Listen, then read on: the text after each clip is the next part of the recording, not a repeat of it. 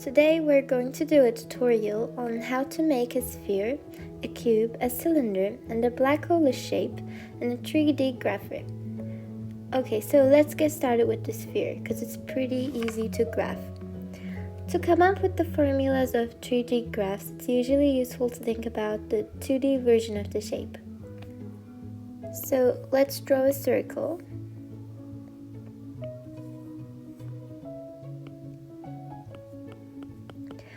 Okay, so for each point xy on the circle, the distance to the origin is constant.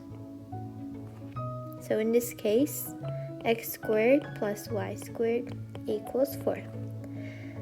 For the 3D case, let's draw the x, y, and z axis and take a point x, y, z. For this point too, the distance to the origin is the same with all the other points on the sphere, right?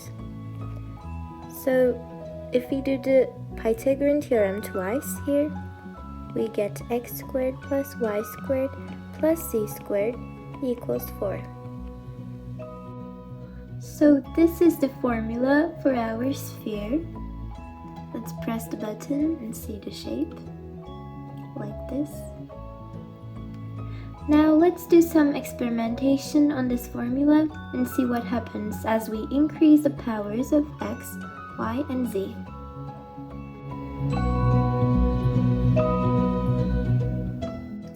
As you can see, as the power gets bigger, as long as it's an even number, the shape gets closer and closer to a cube.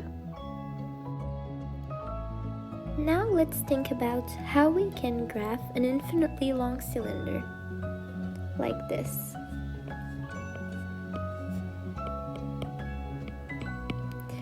This is the x-axis, this is the y-axis, and this is the z-axis.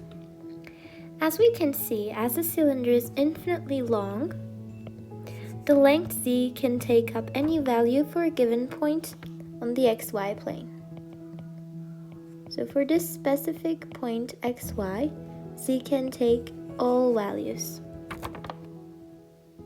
Again, when we think like, what quality does the points on the cylinder have in common? The cylinder is actually the circle popping out of the plane, so x squared plus y squared is constant for all points on the cylinder. So let's see how it looks like.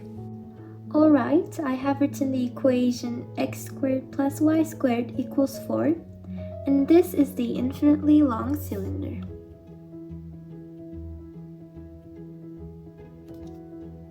Finally, let's try to graph the most exciting shape of all, the black hole. We are looking for a shape like this. If we made this 2D, it would look like this.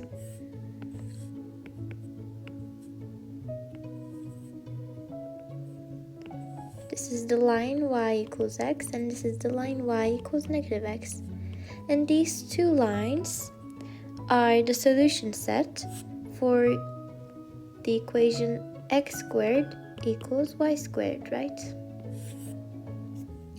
Well, the 3D shape includes infinitely many circles when we think about it.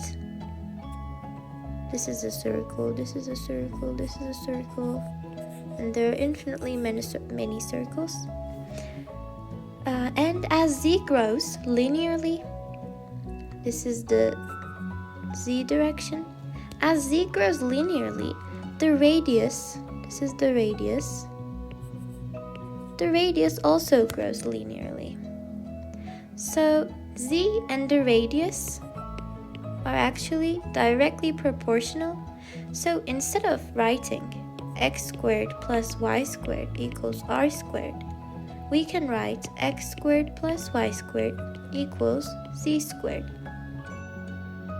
And this is the black hole shape.